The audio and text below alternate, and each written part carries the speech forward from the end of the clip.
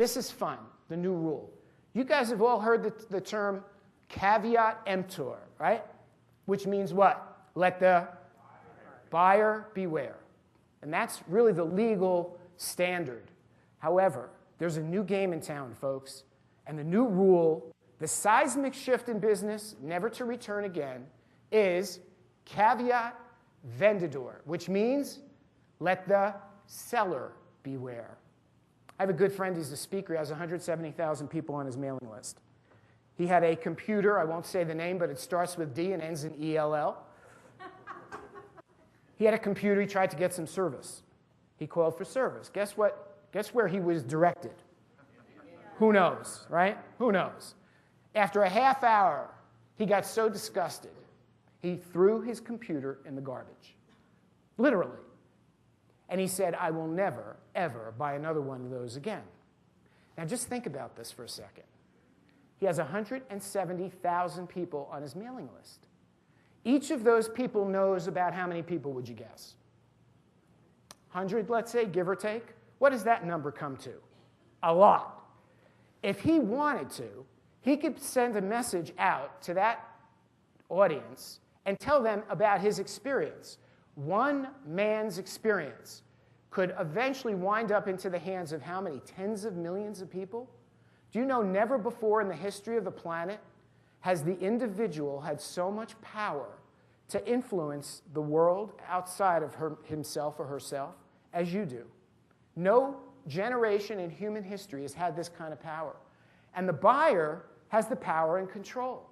The buyer is the ultimate free agent with no loyalty to you whatsoever unless you earn it.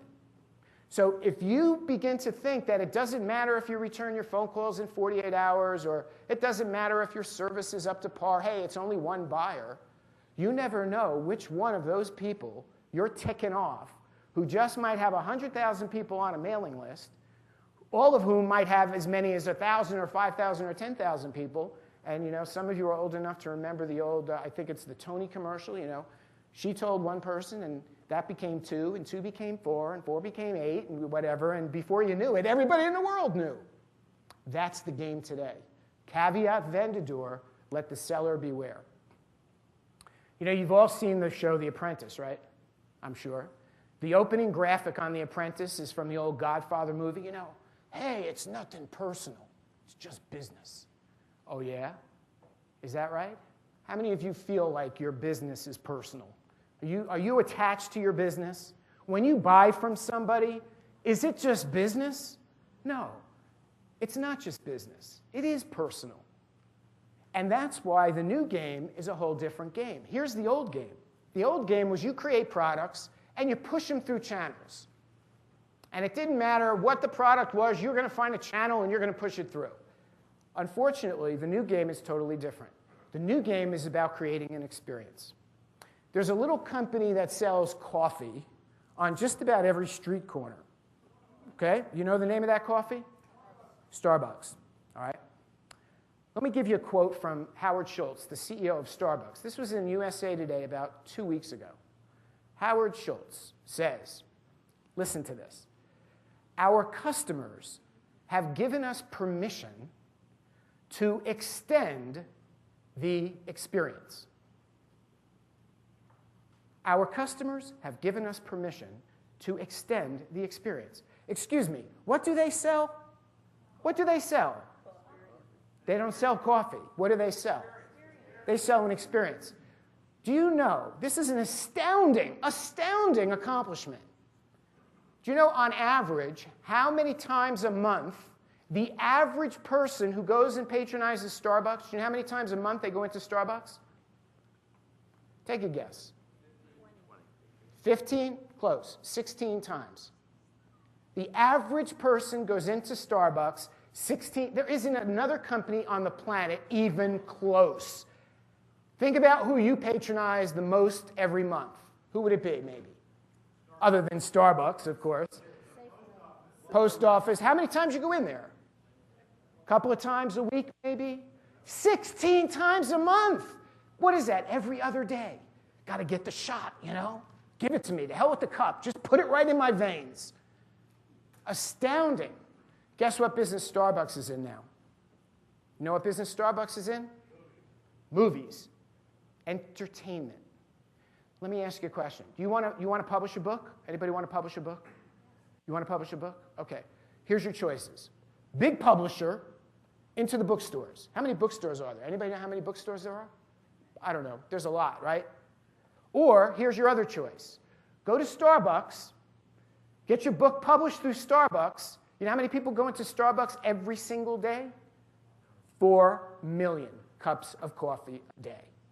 4 million cups of coffee a day. So all of a sudden, Starbucks becomes a publishing giant. Ray Charles, you've heard of him, right? That last album he came out with, do you know who published that album? You know who sold and distributed that album?